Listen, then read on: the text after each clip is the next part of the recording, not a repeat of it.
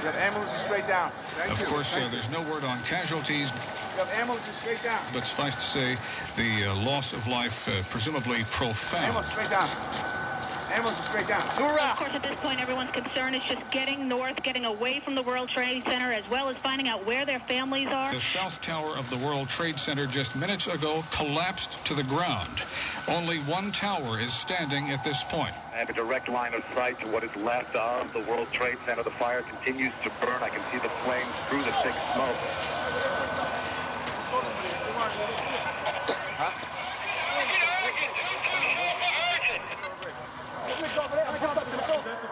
Battalion 1 to Chief Calvin. Follow the chief. By this time, Chief Pfeiffer had found a safe exit and tried to radio the men in the lobby. No answer. So we walked across the bridge back towards the Trade Center. Still trying to call on the radio and not getting through.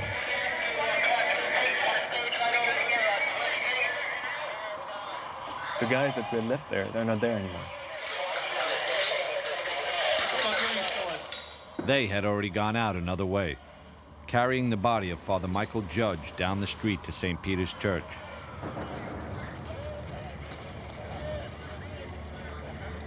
They laid his body on the altar.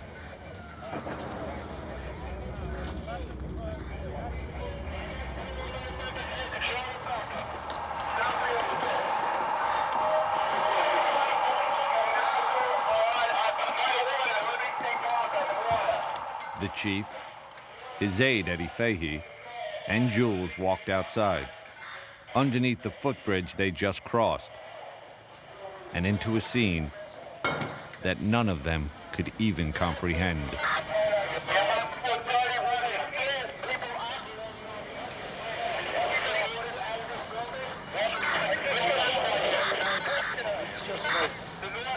And there's debris everywhere. There's dust covering the entire place.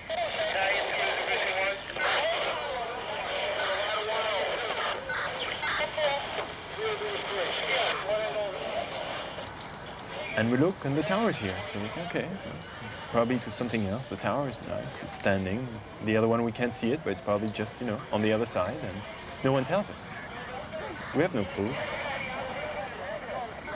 Where the Trade Center was just covered with smoke. And that's not unusual for a fire, to have a building disappear behind the smoke.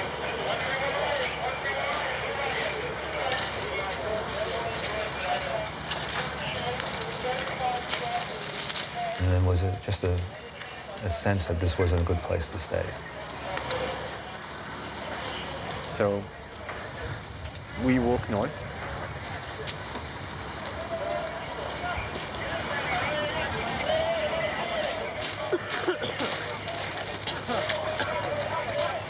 Just trying to figure out what took place here, and then try to gain some control.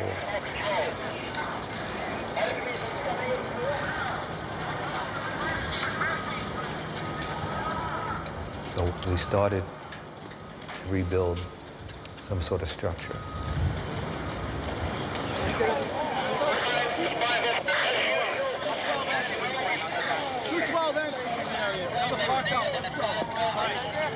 We got everybody out of the lobby. Who's in the lobby.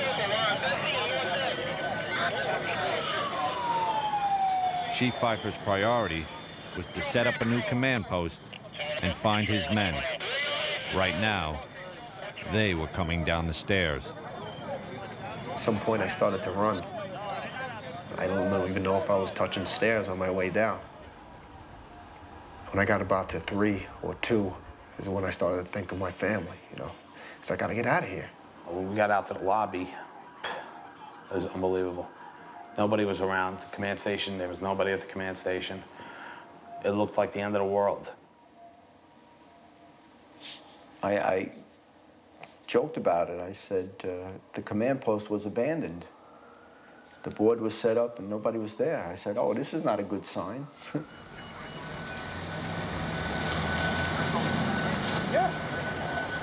I knew there was nothing I could really do. I mean, I was not a fireman. I had absolutely no medical expertise at all. I was just a civilian. But as a cameraman, yeah, there was something I could do. And it was to document what was happening. So the cameraman took over, just film.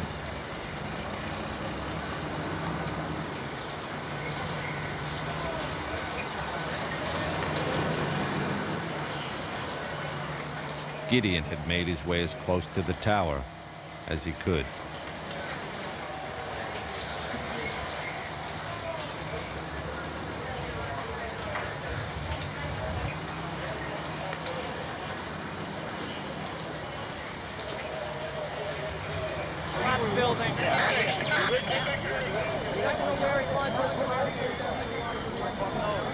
Strange enough, I kept the only thing that was my preoccupation was to clean my lens.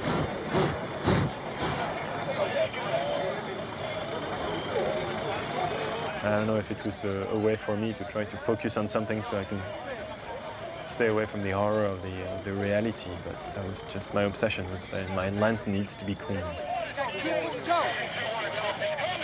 Jules was with Chief Pfeiffer, who was plotting his next move.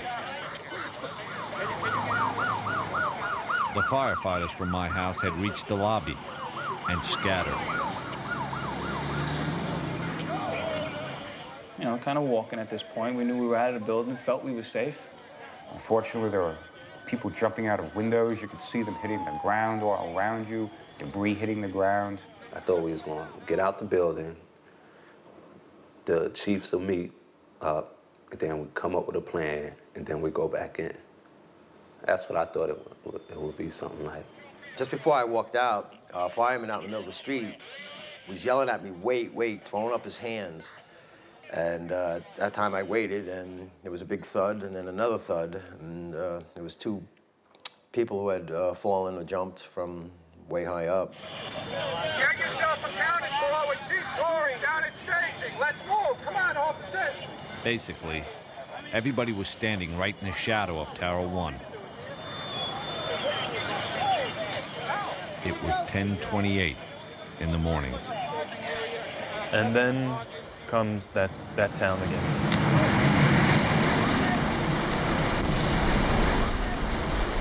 And I don't even have time to think at that point. I just run.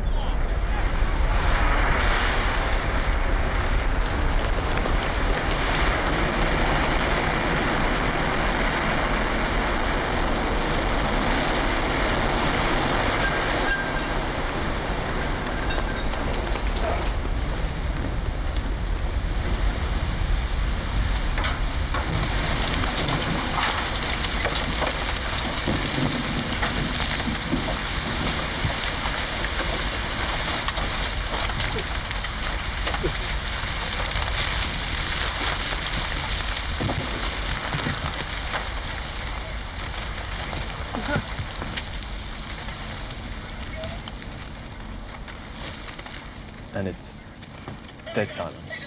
There's nothing. No radio calls, no sound, nothing.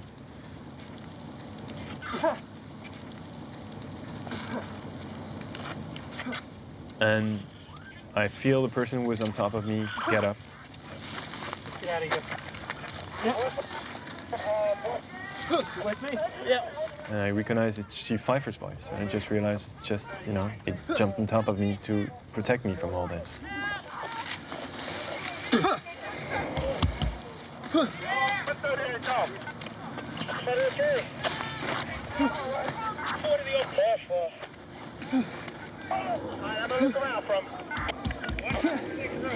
Chief Pfeiffer said, okay, let's go now.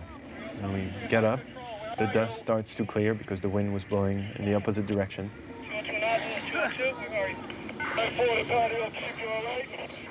After that, it was just trying to literally walk around the block and regroup and walk back to the scene and see what we could do.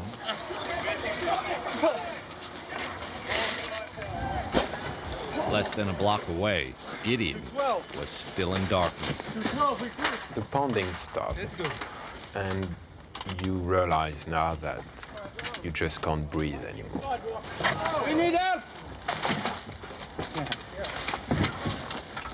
Let's go before the car blow up! Come, keep this way! Let's go before the cars blow up!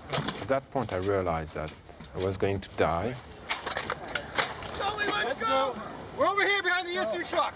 This way! Keep shouting! Right here, come to the truck! Come on, we gotta get out of here. Let's go! You gotta fucking move, man. This way! And the only thing I could think about, it was Jules.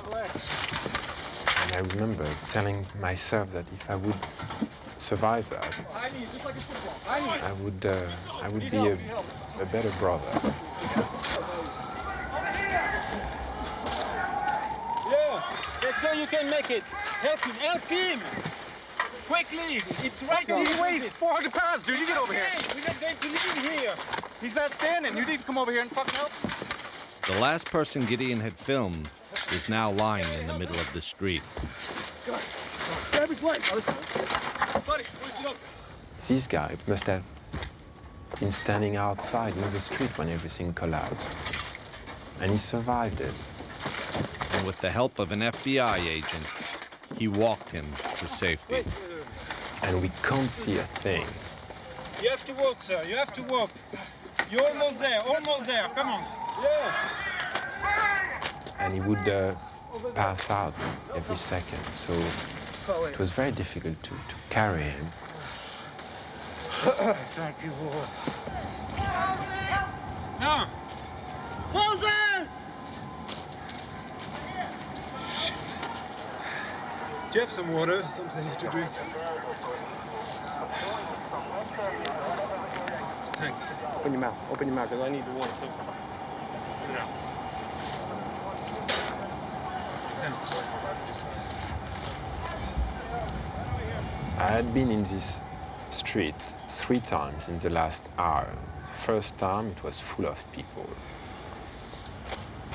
The second time, everybody was running away from it. And the third time, getting out of the last collapse, there was just nobody. And everything was white. Everything was covered by the dust.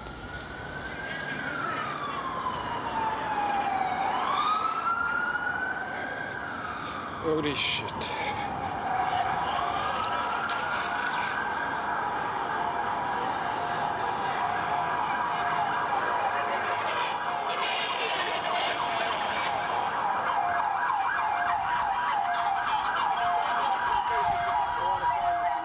It was the most surreal scene I have ever seen. I cannot describe what took place.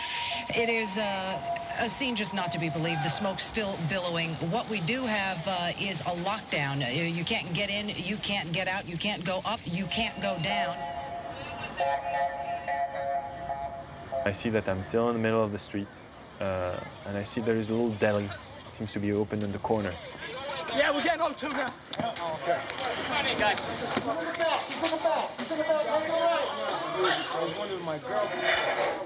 A lot of people injured. Firefighters, bloody nose, things like that.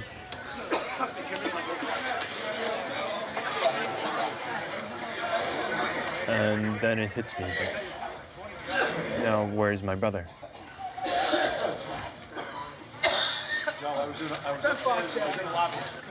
Go back here. I start realizing that I've probably lost my brother.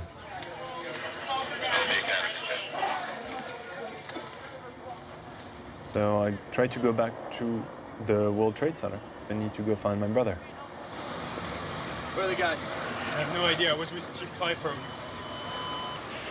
And I'm in the middle of the street walking, and a cop approached me and says, you know, who are you with?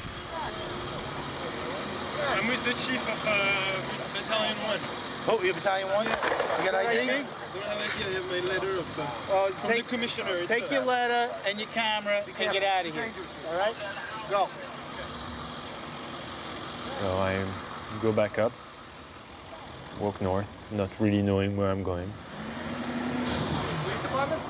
No, they're making a documentary on the fire department. Come on, this ain't fucking Disneyland. Let's go.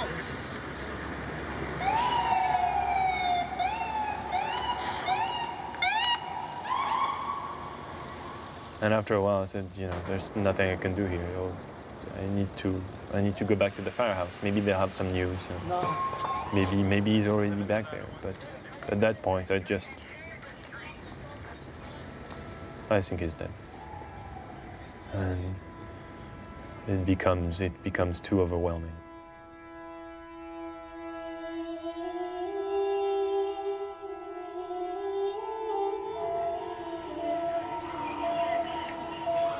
Walking back to the firehouse and not trying to think for 1 second about troops. That was too much.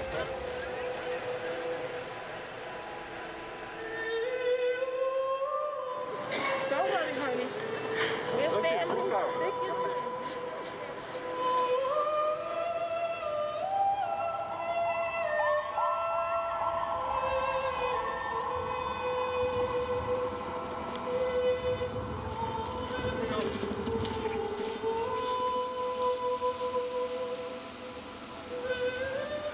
Everyone's asking me, what happened? What happened? I said, hell. Hell is what happened.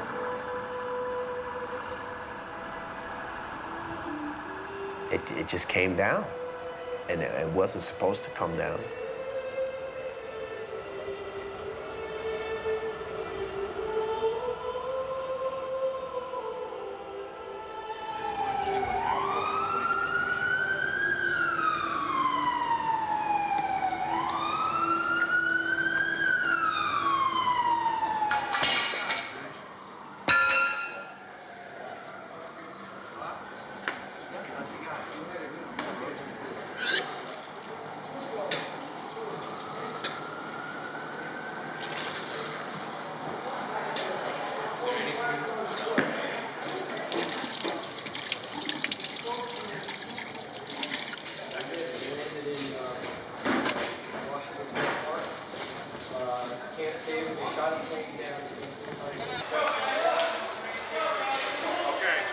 Very emotional.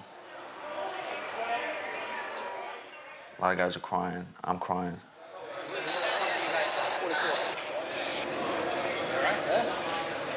Where the fuck are you? I couldn't get back in. They wouldn't let me off. Well, leave the oxygen in. Pull it off. Still, we don't know how many guys are missing. Down here looking. I got thrown into 2 ambulances. We bolted, we ran. I never got so many hugs in my life. They were glad to be alive hugs. It was a great thing to know that people were surviving this. I thought you guys were dead. Not the only one. I thought I was dead.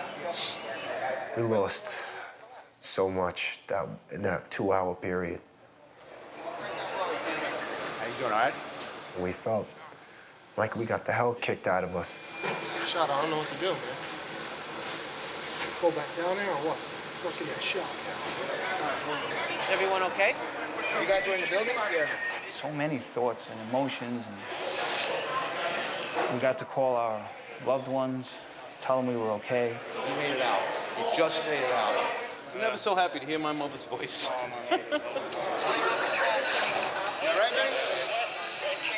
Little to little, the guys started to come back, one by one. Again, the cameraman would just film. And it was just like, you heard the ground rumble, and it was just fucking debris was just chasing you. We were running, hauling ass. So it was just filming them coming back and asking them if they had seen Jules. And nobody could answer this question. What's happening, brother? What's up? It was extremely frustrating and annoying. One guy from the firehouse came to me and I asked him, you know, have you seen Jules? Do you know where he is? And he looked at me and he said, yes, he's behind you. turned over, and Jules was there in the firehouse. I didn't even see him coming in.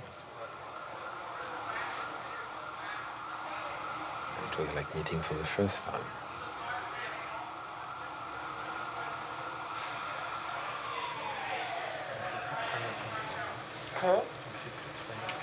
Écoutez-moi, moi j'étais en vie, je savais pas si tu étais dans le camion. I asked Jules if he's all right.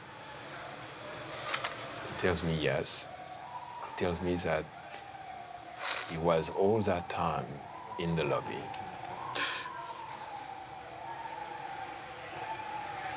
I never thought I was be so happy to meet my brother, that's for sure.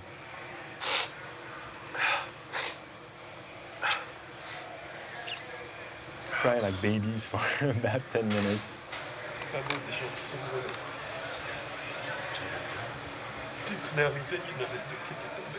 I tell him, I know now what it's like to think you're going to die.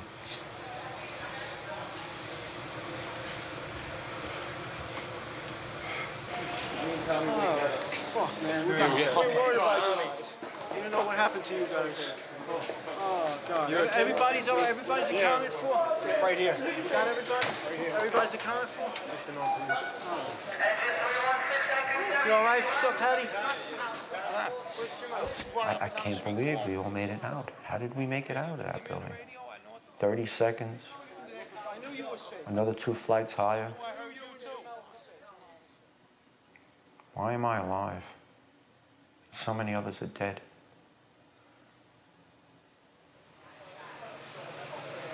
Got down to the lobby and we saw they abandoned the command post. We knew we were in trouble. We came down. It was much worse than it was when we went up. Yeah. Right? We went up and they had everything set up. We came down. It was desolate. It was like, holy shit. We came down to the lobby. It was like the first thing there was. There was nobody there. Where the fuck? What do we do? We made it outside. We made it about a block. We made it at least 2 blocks, and we started running, floor by floor, instead of popping out. It was like if they had detonated. Yeah, if they were planned to take down a building. Boom, boom, boom, boom, boom, boom, boom. All the way down. I was watching it and running. Just ran up West And then you just sort of this cloud of shit chasing you down. Couldn't Just outrun ran it. up West Street. I couldn't outrun it. So what'd you do? I jumped behind a battalion car. I hit under the car. I was waiting to die. The scene here is reminiscent of a nuclear winter. Right now, everyone is walking around with masks covering their face. There's people just wandering the streets, covered in blood, covered in plaster. They were near the site when the buildings collapsed.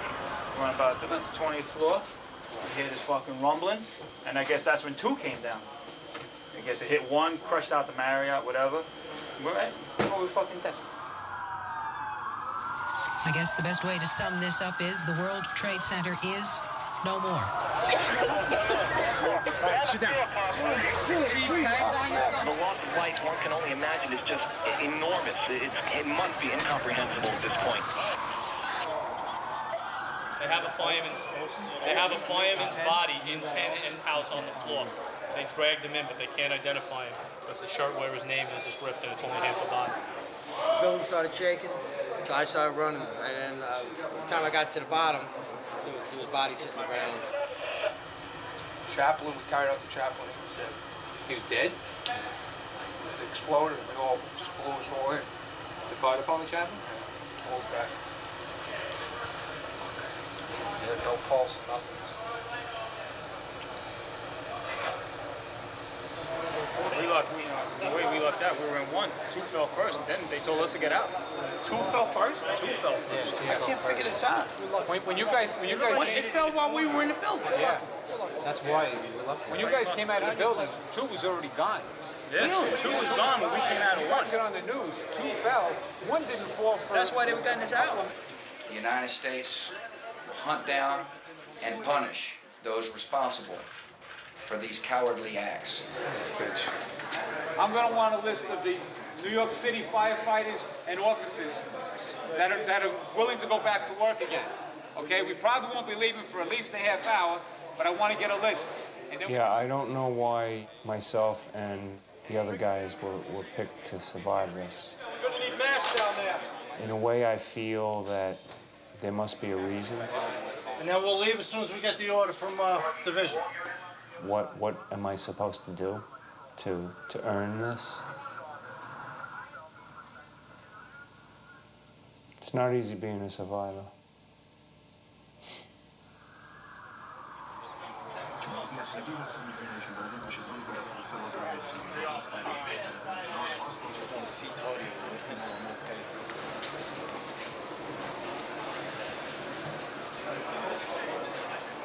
Put your head back now, gently. Okay? Yeah. Oh, that day changed everything. I think I got fibers in there. You got fibers in there. When I came back that day to the firehouse, one firefighter came to me and he said, you know, yesterday you had one brother. Today you have 50. It's good to see you.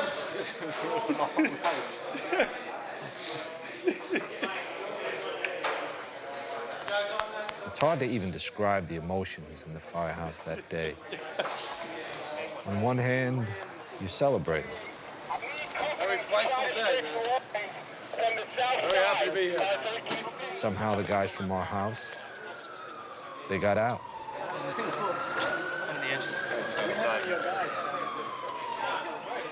Everybody come back one by one at the firehouse, except one. Did you see Tony over there, Benetatos? Tony. Benetatos is the only one that... He were all accounted for, except for Tony. Everybody was wondering about Tony. At the same time, we knew hundreds of firefighters, thousands of people had to have died in those towers.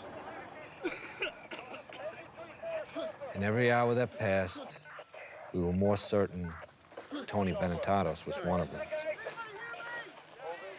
Hey, guys, Deputy Chief Hill called. 1st Division, he doesn't want anybody else down here right now. They got 1 million guys that are standing around doing nothing. So it's a direct order from Hill. I'd come in from home, and yeah, we were ordered to stay at the firehouse. But the truth is, the guys had to go back. Had to start digging for survivors. That fucking mentality, get in there, get in there, get in there, get the people out. It's bred in you, it's programmed into you. I had to go back and find the kid.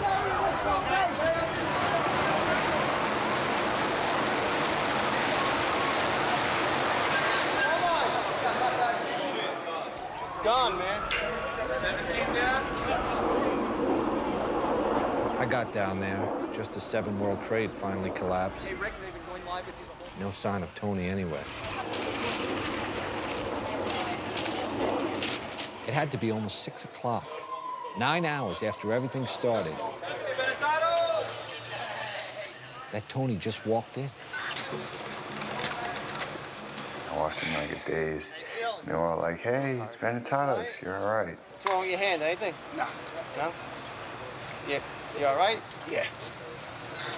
Chill out. How you doing?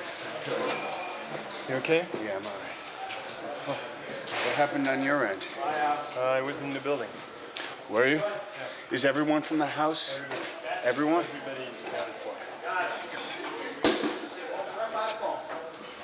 Sit down over there, grab some benches. You want something to drink? Want something to eat? How you doing, Tony? Some fruit, nice vitamin C there for you. All right? So everyone's accounted for? What do you want here? Everyone who was out at the box? He was the last one. You motherfuckers, man. I was so sure you dudes were dead. I'm fucking digging through shit. And you fuckers are chilling here eating oranges? And I'm roaming around looking for you. The last one that went out there came back, and we were all okay. I left here right after the first collapse. Turns out, Tony had been with Larry Burns the whole time, the probie and the retired chief. They were right there when Tower 1 came down.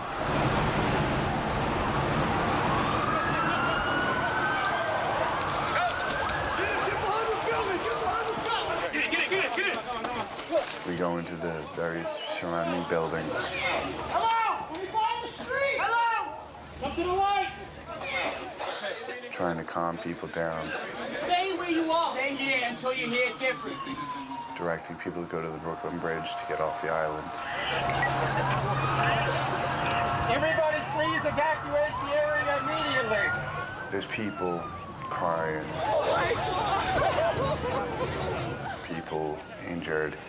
The one that sticks out in my mind is there's a guy, his arm had gotten like severed here, and he was holding his right arm and his left as he was running. And he was screaming as I was hiking, I need a medic, I got a bad bleed. You know, and that kind of shocked me. We kept going.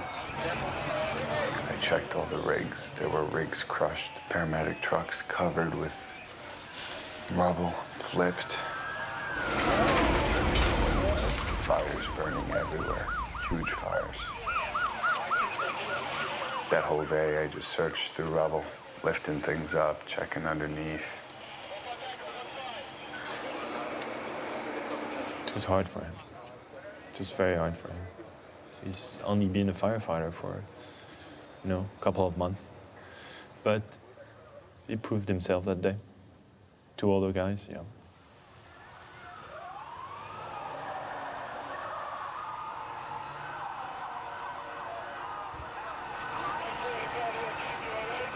There was so much that we didn't know about that first day. Who had attacked us, how, why. All we knew is that nothing would ever be the same. I must have saw about 7 or 8 bodies flying through the air coming from 8 floors up. And then, of course, the images of the replay that never stops of the planes hitting, the towers coming down. And it was like, okay, enough TV. Thankfully, the power went out about that time, so it was a relief.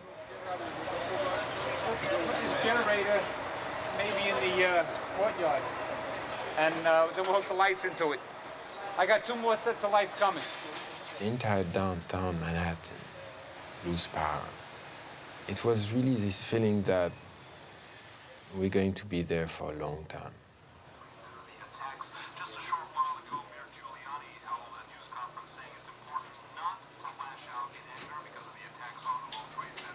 At the firehouse that night, we just tried to take it all in. It's weird, like, look at the date. 911. That's the date. But that's just it, the whole thing. They know we're all ready for New Year's Eve. They were all ready for this. We're all ready for that. We're not ready for September 11th. Has anybody seen the news? What else happened? You know what? I'm afraid to watch the news. So both towers are completely level. Both towers, 3 buildings are fucking. I think they disconnected completely gone. 4, 5, 6, 7 is gone. They're all gone. The roof of the Marriott, we were on the roof of the Marriott. There was parts all over the fucking place. Legs, feet. It was nasty.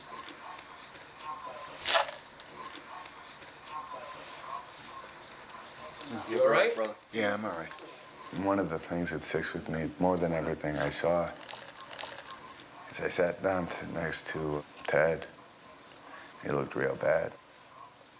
I said, Tony, man, it was raining bodies. And just the way he said it, man, the man had been through hell. Good evening. Today, our fellow citizens, our way of life, our very freedom came under attack in a series of deliberate and deadly terrorist acts. It's a very depressed, dismal, miserable mood. Hundreds of your firemen, thousands of civilians are gone. As quickly as you blow out a match, they're gone. Flip a switch, they're gone. That's it. Just buildings came down.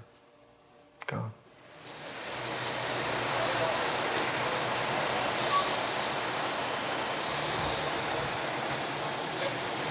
See them.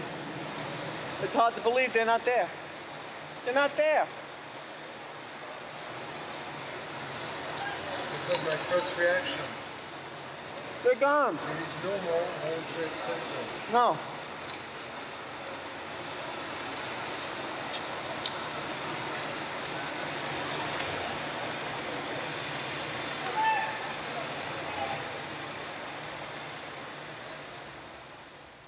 It did happen, right? It's not something that I'm going to close my eyes and open them again and I'm going to see the tower, right? It's not there.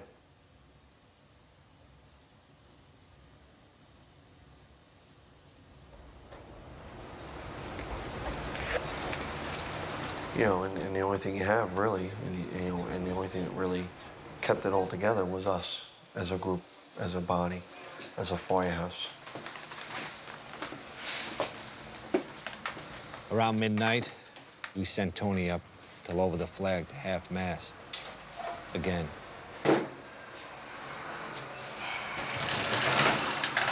There's going to be a lot of pain to deal with in the future.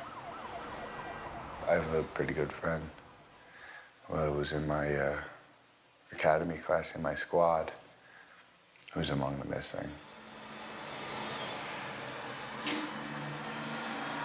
A lot of guys, we all lost friends and family. I don't want to ever have to put that thing at half-mast again for the rest of my career. That's it.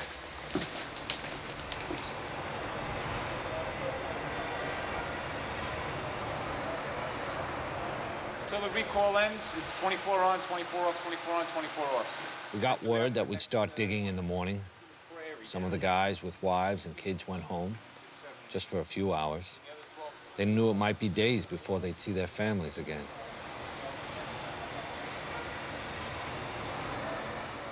My son was sleeping. I picked him up, and I put him in my bed, and I wanted him to be with me. And normally, I would take him out of my bed and put him in his own bed, but this night was the opposite. He didn't mind that. He actually had a big smile on his face, and it was wonderful to see that smile again.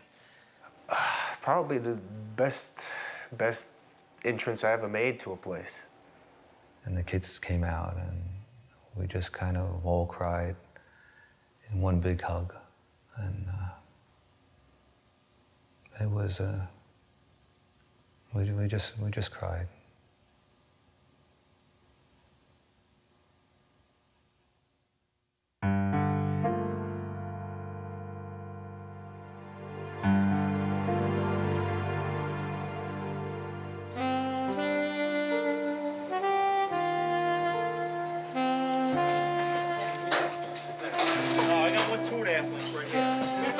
Out here, what's up, all line? Okay, just let me climb up there. Keep the 3.5 in the middle so we Came back to the firehouse the next day. I couldn't wait to get back, actually, because I wanted to get down there. I figured, well, we're gonna have plenty of people that are gonna be trapped, for sure. We're gonna get them out. We always do.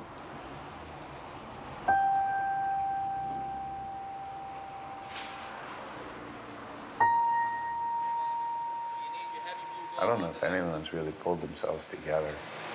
Focus on what you're doing today. I mean, time enough in a couple of weeks to really take in what happened to our guys. But today, you must focus on what you're doing.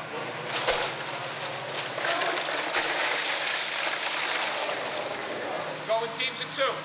One guy falls through a hole, you're gonna have a guy there that knows you fell in that hole. Let's take a ride. We're all alive. That's more than we could have possibly hoped for. So our job now is to go and do whatever needs to be done. And do it as much and as hard as we can for as long as they'll let us. Some of the guys took a city bus down to what the media was already calling Ground Zero. You guys got extra surgical gloves? You guys didn't put them in your pockets. Some firemen called it the pile. For us, it was still the Trade Center, even if it was gone. Hey guys, if you hear 3 horns, that means something might be coming down. So keep your eyes open when you're walking around down there.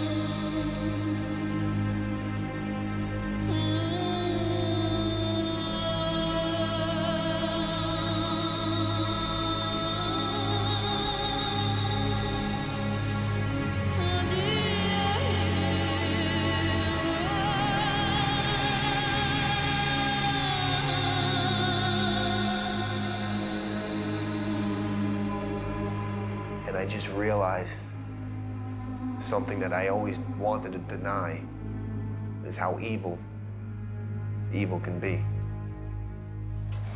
I need 5 firefighters, 19 and 12. We went down there and formed up companies, 5 men and an officer. Go, let's go. We went to work right away, trying to look for survivors. Try and get some buckets back here. Buckets! Guys were digging fast, passing those buckets quick. Digging frantically. Bucket! Bucket! Hey, watch your back, guys.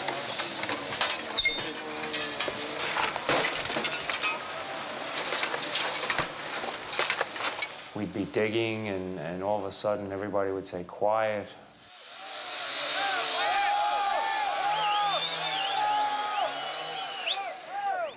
And the whole place would get quiet, and people would look.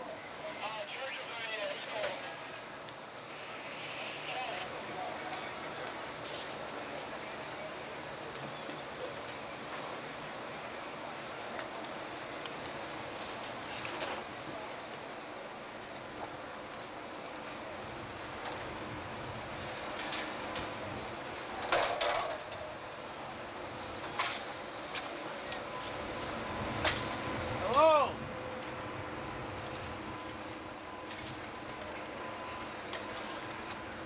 And then slowly they would go back to work and start again.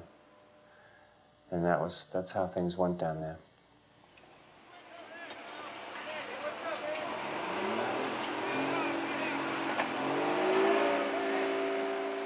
I remember the first time I went there, it was like, you know, gateway to hell.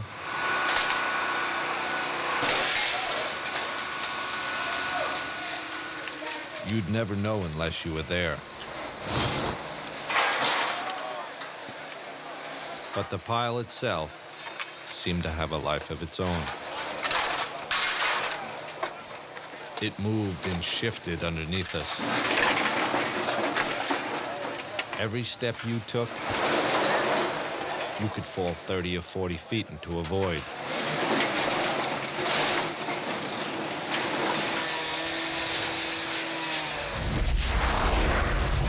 It spewed fire when we dug into it and had buried thousands of people beyond our reach. All we saw was steel, and I didn't know how we were going to get below that. Like, how are we going to find anybody in this? You know, and you get up on this pile and you're digging with a shovel or you're digging with a pickaxe or something like that. Your attempts seem futile. And, you know, it's like a drop in the bucket.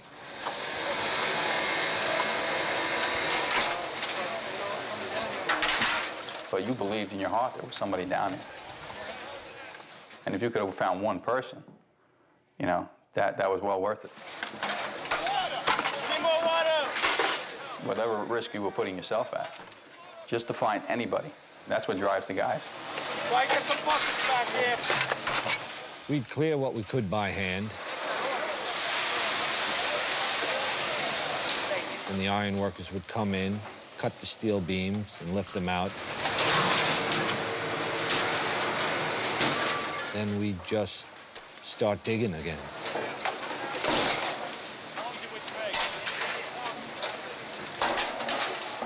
You have 2 110-story office buildings. You don't find a desk. You don't find a chair. You don't find a telephone, a computer. The biggest piece of a telephone I found was half of the keypad, and it was about this big. The building collapsed to dust. How are we supposed to find anybody in this, that there's nothing left of the building? Bucket! You find a little spot, and you just keep going and digging and trying to find something. And you find a foot, and then they say the building's gonna collapse, and you run away. Go, go, go!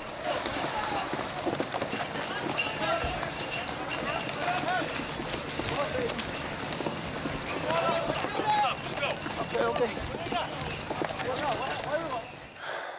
And then we would go back and mostly just dug.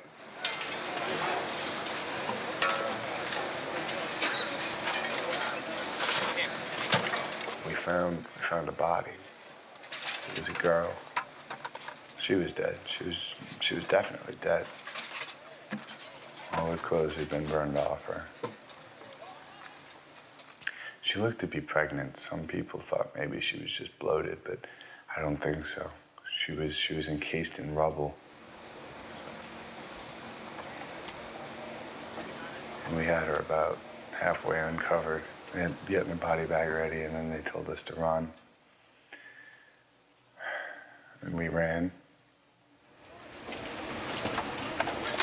So I never got to see if they got her out. It would have felt good saying, all right, at least I got one person out. One family will be able to have a decent funeral.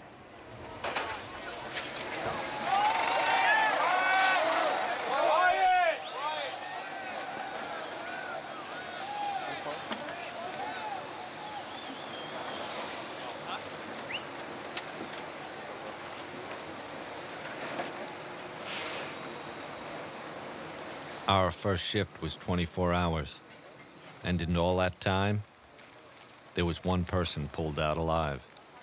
One. It was beyond discouraging. It was even hard to understand.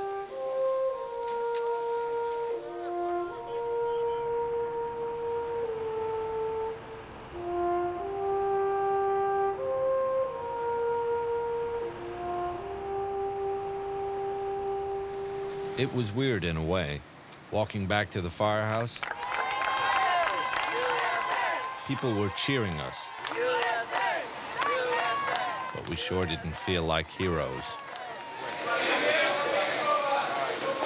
Every day, total strangers were showing up with supplies. Somebody said that if you could still use towels, so that's the end of the towels. Thank you very much. Thank you very much. They opened up the doors, and lo and behold, deliveries were coming by the ton. Kitchen. Or just go right around that corner, just dump them on the floor. You can't eat all the cookies they're giving you. No. I know it's early in the operation here, but I just wanted to thank everyone for all the hard work that they've been doing. How we're here, only God knows. But again, guys, thank you so much. I really, you have no idea how much love I have. Check the lockers, bro. Check the lockers, all the lockers, take whatever.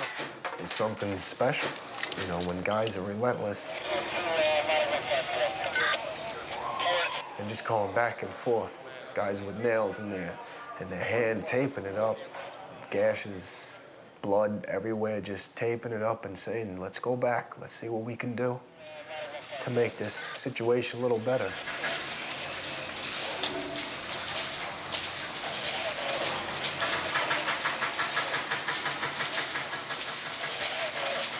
There's got to be people down there still alive. There has to be. Listen, we try to keep hope. And we looked everywhere. We even crawled down into the stores and the subway tunnels underneath the site.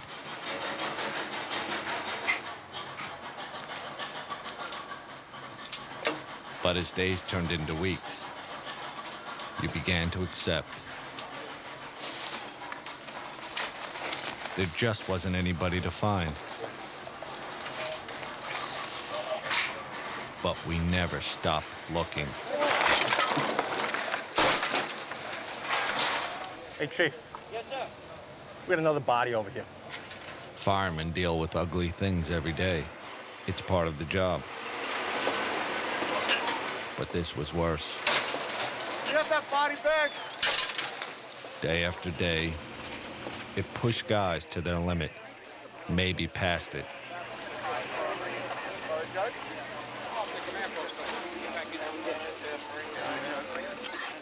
A lot of guys don't know if they're going to do the job anymore.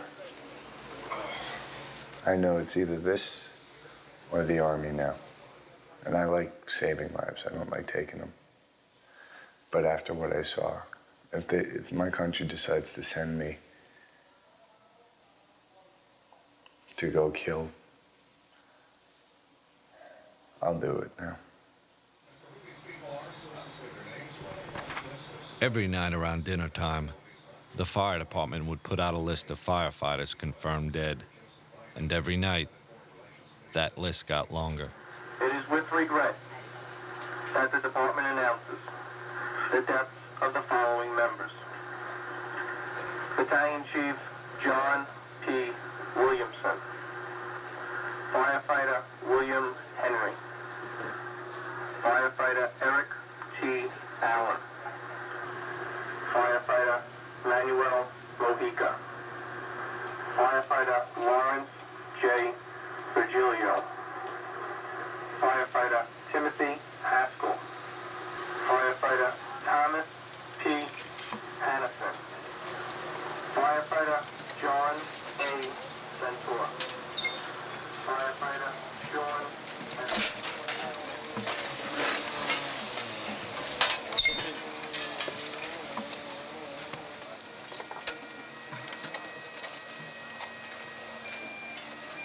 We lost so many people that everybody has lost dear friends, and not just one or two, but dozens.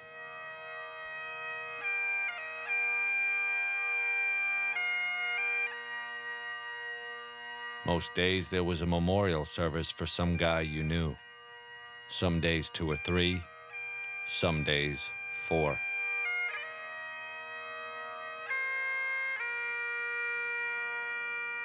One of those services was for Kevin Pfeiffer, the chief's brother. He was last seen in the stairs of Tower 1, directing guys to the fastest way out of the building. I would say that Chief Pfeiffer's brother saved my life. Saved a lot of lives. And I remember walking down West Street and just remembering saying, you know, how much my brother and I used to love being downtown and doing this job. And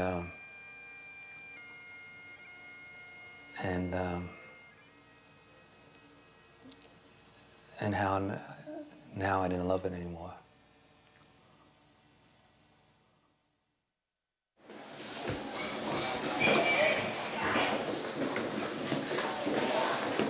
Some of the guys hiked up the stairs in a building near the site, but not to put out a fire or rescue civilians.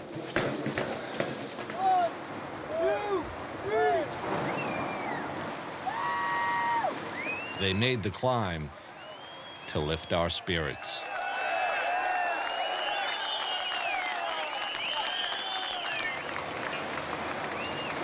It's like our moment in time, our disaster to handle. Every generation's gone through it.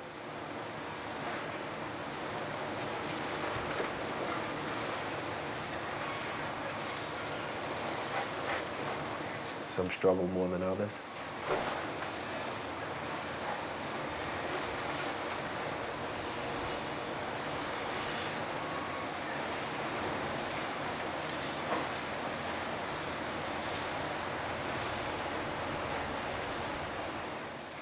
We just have to try to take it for what it's worth and go on. As you see, little by little, life is starting to go on.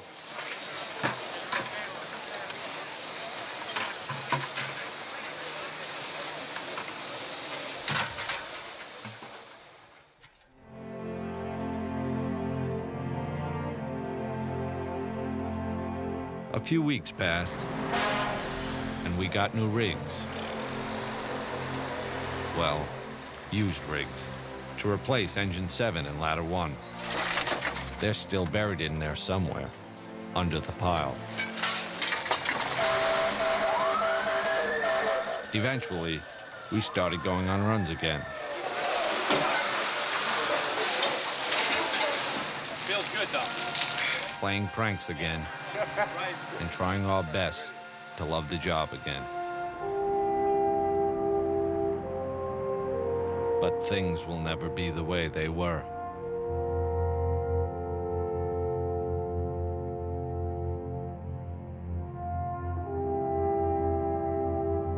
Every now and then still wonder, is it really true, you know? I know it happened, but I don't know. How do you deal with something like this? It's the 11th every day for me when I wake up. Do you want the new tape? As for Jules and Gideon, it's strange how things work out. In the beginning, they came to me and they said, let's make a documentary about a boy becoming a man during his 9-month probationary period. Turns out Tony became a man in about 9 hours, trying to help out on 9/11. You know how you can tell that? He's not bragging about it. It said to Phil. We were the only ones on the ticket, but it said to Phil 1075. Do I feel like it's given me more of a sense of self-worth? Yes. Has it made me a man? No. What's a man? You know, I'll still watch cartoons and do my stupid things. I'm just a person who tries to do good, just like every other person in the fire department.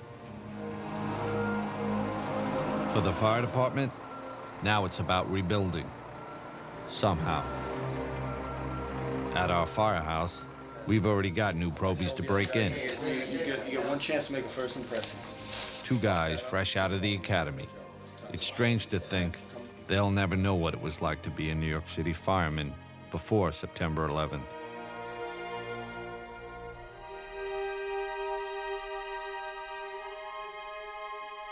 And they'll never really understand what we lost that day. All we can do is tell them the stories and show them the tape.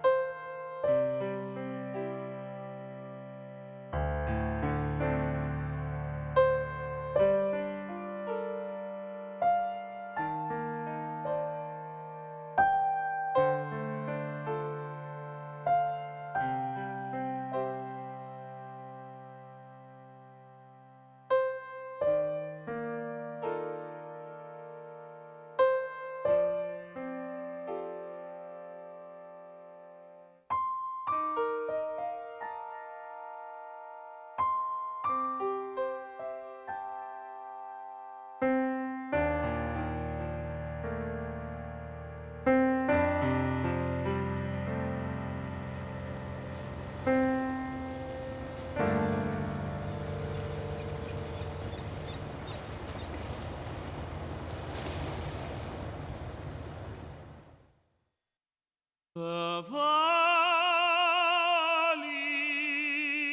is hushed, and the flowers are all dying. The meadow here is white with the winter snow.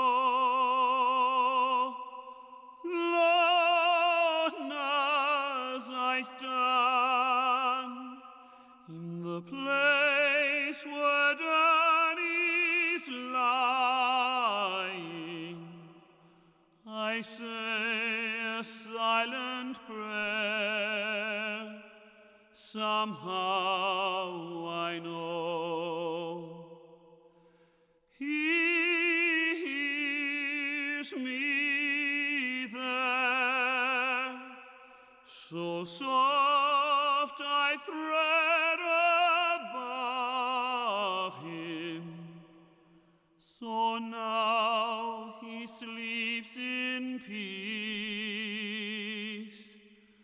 He hears Danny's voice no more. Oh, Danny boy, the pipes are calling from glen to glen. and down the mountainside. The summer's gone, and all the flowers are dying. 'Tis you, must go, and I must bide. But come you back when summer's in the meadow, or when the valley's hushed and white with snow. 'Tis I'll be here in sunshine or in shadow. Oh, Danny boy, I love you so. And when you come, and all the flowers are dying, and I am dead, as dead I well may be, you'll come and find the place where I am lying, and kneel and say an Ave there for me, and I will hear the soft you thread above me, and on my grave will warmer, sweeter be. For you will bend and tell me that you love me.